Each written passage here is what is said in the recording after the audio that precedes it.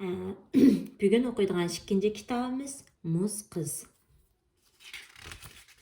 Bu kitabını tercüme kılıcı Buzoragul Yasin Muhammed Tursun Yusuf. Qashqar Uyghur nashriyoti tarafidan nashr qilinibdi. Kichkina bir tog'liq kanitda yashangan bir jup ayol yashaydi ekan. Ularning bolasi yo'q ekan, lekin bolasi bo'lishni bakmu orzu qiladi ekan. Bir yili qor qattiq yig'ib ketibdi. Buvay taladin bir qor ko'mzikini ekiribdi-da, taxsiga qo'yibdi.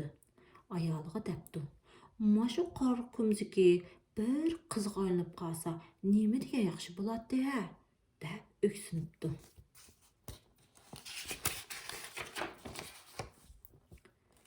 Degandekla bu qor ko'mziki erib bir kichik qizga aylanibdi.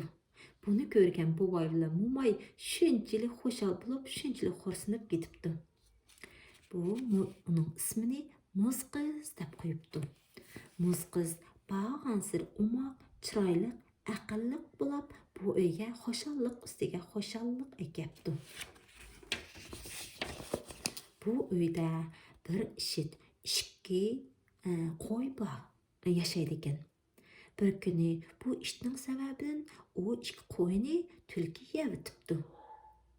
Shuning bilan buvayning darg'azab ketdi-da, bu ishni uydan qo'g'lab chiqaribdi. Lekin bu qiz ishqa zodi chidamabdi. Ko'ngli bahirim bo'lib, uni uya-buyalardan izlabdi. Zodi topolmabdi.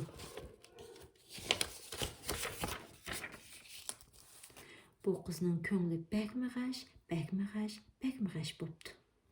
Bo'lmay, bu qizning ko'nglining yerimligiga chidamay, mahaldagi bolalarni chaqirib, uni o'rmonlikqa olib ko'nglini ichib kelishga avatibdi.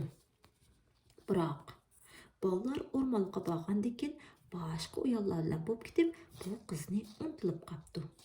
Bu qiz ko'nglining g'ashligida yana shu bin degan ishni izlab bakmoqchi bo'lib, o'rmonlikqa qarab mengayveribdi, ishkirlab kirkitaveribdi.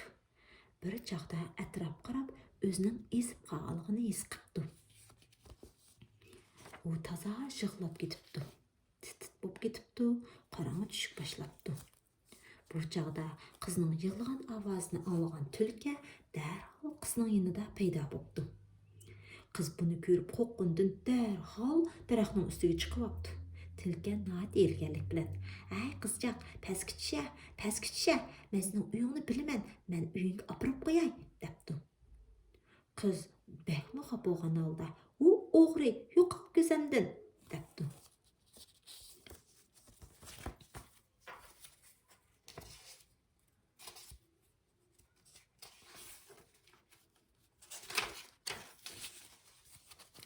Shu asnoda qayoqdandir bir yoqdan kelib, noyati ig'onlagan holda daraxt tubiga kelibdi. "Ey qiz, pastga tushgina, men seni uyingga olib qo'yaman, tusha pastga" debdi. Qiz bo'lsa: "Yo'q, tushmayman, sen meni aldayapsan, sen meni cho'qim yeyapsan, tushmayman" debdi. U yoqqa mengibdi, bu yoqqa mengibdi. Oxiri qizni tushirolmabdi-da, ig'onlagan peti ketib qolibdi. Eğinin ketişkiler böyle bir qeyri böyle işlerini sangılatkan halda əsirə öndəp kepdi. "Ay qızım, düşə, mən seni uyang apırıb qoyman, mən senin uyungni bilaman, düşə qızım, düşə" debdi. Qızcaq bəkmə aqıllıq bolğaşqa: "Yo'q, tushmayman, sen meni aldayapsan, tushmayman dedim, tushmayman" debdi. Börmü undaq amal qilib beqib, bundaq amal qilib beqib, oxiri yerib qapdi-da, xafa bo'lgan peti ketib qapdi. Qizchaq daraxtning shoxsini chin quchoqlagan bo'yicha yig'lab hargiz tushmabdi. Tulki yana bu daraxtni cho'gilab ketolmay qolibdi. U toza vaqirabdi: "Bo'ri keldi, ayiq keldi, qochayli" deb qizonni yukitmoqchi bo'libdi. Afsus, bu ovozni anglagan ishit qayoqdandir o'rmonlikdan yugurib chiqibdi-da, bu tulkini qo'g'lab ketibdi.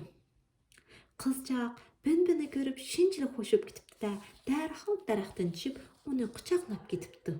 Ikkisi shunchalik yaxshi quchoqlashibdiki, qizaloq shunchalik xush bo'lib ketibdi. Shuning bilan Ben muz qizni elib uyga qaytibdi. Buvay bilan Mo'may qizni ko'rib bek xushal bo'lib ketibdi. Shuning bilan Benni kechirib o'tibdi. Chunki Ben muz qizni qutuldirib qapti. Shuning bilan bugungi hikoya tugabdi.